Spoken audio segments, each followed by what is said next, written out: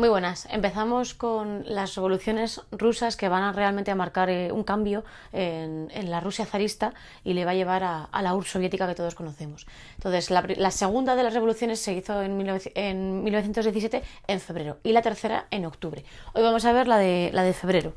Como siempre vemos, causas, desarrollo y consecuencias. ¿Cuáles fueron las causas de esta revolución? Bueno, pues igual que en 1905 había sido una guerra, la guerra ruso-japonesa, en esta ocasión las causas van a ser la intervención o la participación de Rusia en la Primera Guerra Mundial. Primera Guerra Mundial. Y precisamente aquí viene el problema. ¿Qué estaba ocurriendo en 1917 con Rusia en la Primera Guerra Mundial? Para empezar, derrotas rusas.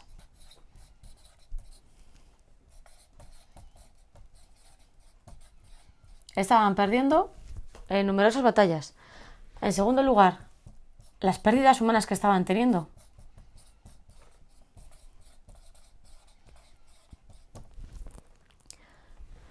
Las pérdidas territoriales.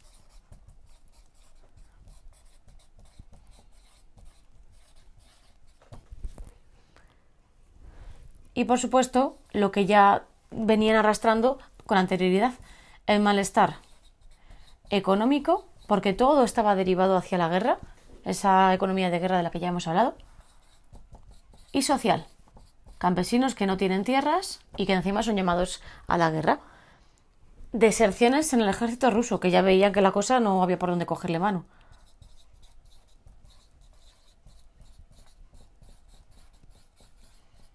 Bueno, pues esto, entre otras, son, digamos, las principales características de la situación que vive Rusia en este momento, en esta Primera Guerra Mundial.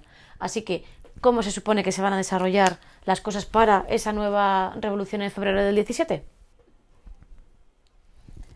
Desarrollo de esta revolución, por tanto. Esa es la situación que teníamos y ahora vamos a ver cómo se puso en marcha la revolución.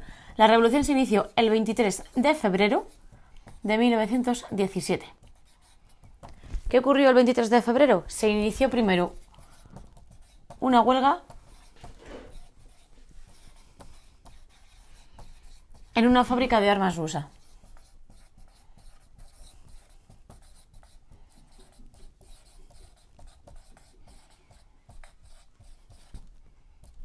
Ese es el inicio de todo. Es una revolución, digamos, en principio espontánea dentro de una fábrica. Pero esto llevó a algo diferente. En este caso, a una revolución espontánea. No planificada.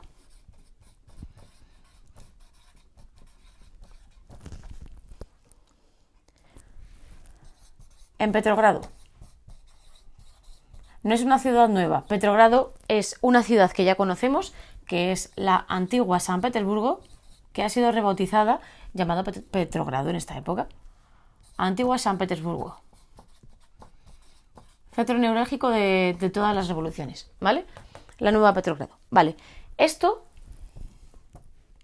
provocó una huelga general.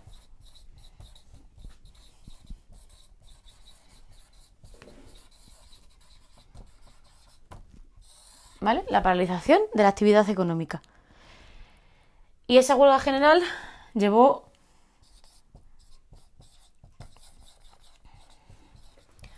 a una manifestación. Lo que nunca se suele decir es que esta manifestación estaba conformada no por hombres, sino por mujeres. Porque ¿dónde están los hombres? Los hombres están en la guerra. Los hombres jóvenes en edad de poder participar en ella. Es decir, esta manifestación principalmente era de mujeres, niños, ancianos y soldados que hubieran regresado por el motivo que fuera. Era una manifestación donde única y exclusivamente se pedía pan, estaban tremendamente hambrientos, por eso su lema era el de paz y pan. Paz para salir de la guerra y que los soldados regresaran y pan porque estaban realmente muriendo de hambre. Respuesta del zar, como siempre se le fue de las manos. Pues a quién envió, obviamente, al ejército. Claro, cuando el ejército vio que quienes estaban protestando, manifestándose, eran las mujeres, que estaban pidiendo simplemente para poder dar de comer a sus hijos y a sus familias. Lo que hizo fue algo que el zar no se esperaba, que era ponerse de su lado. Se puso de su lado.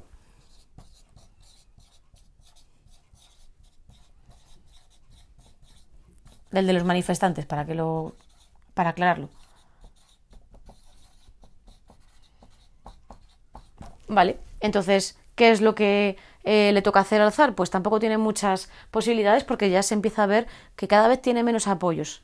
También los cadetes le retiraron su apoyo, que era el grupo político que quería hacer una remodelación, una reforma del sistema, pero sin quitarse de en medio al zar. Así que el zar dimitió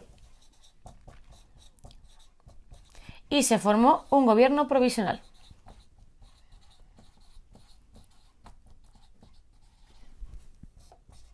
Pero aquí el zar ya no hace nada, ya no gobierna ni hace nada. ¿Cuáles van a ser las consecuencias? Pues ya hemos visto que se crea un gobierno provisional y va a establecer una serie de reformas. Nuevo gobierno provisional.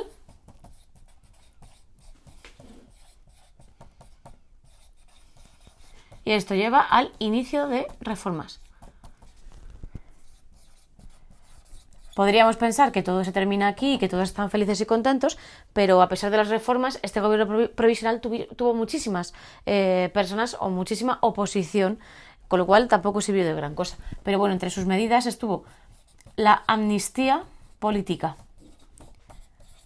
Es decir, todos aquellos presos políticos que habían tenido que huir o que estaban en las cárceles por su opinión política o por haber ejercido algún tipo de oposición política, pues obtienen la libertad. Esto permitió que Lenin regresase, por ejemplo, porque estaba en el exilio.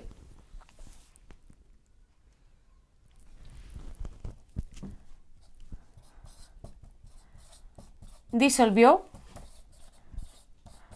la Okrana, es decir, la policía política. Pero no penséis que esto termina aquí, porque la Ucrania luego tendrá otro nombre y también la volverá otra vez a poner en marcha, en este caso Stalin. O sea que prometió el reparto de tierras entre los campesinos.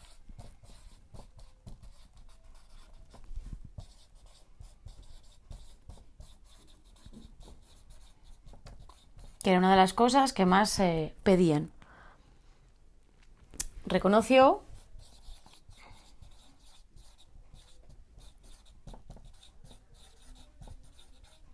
la independencia de Finlandia y Polonia.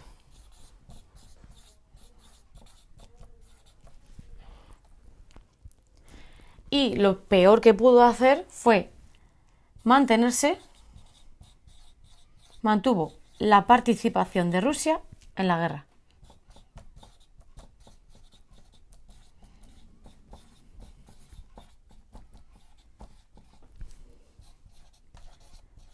Este fue uno de sus grandes fallos y lo que fue utilizado por los bolcheviques precisamente por ello.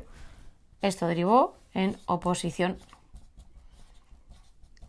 popular y política.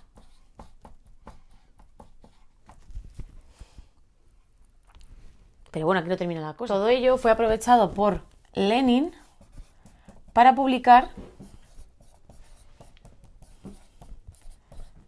las llamadas tesis de abril.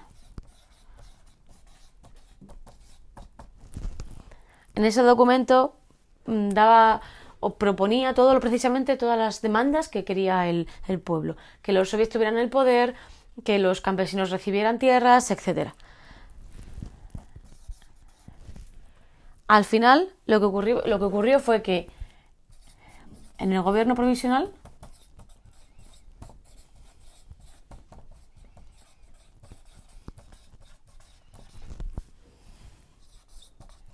hubo gran oposición.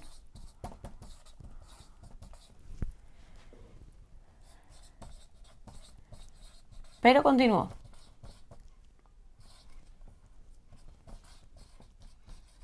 hasta octubre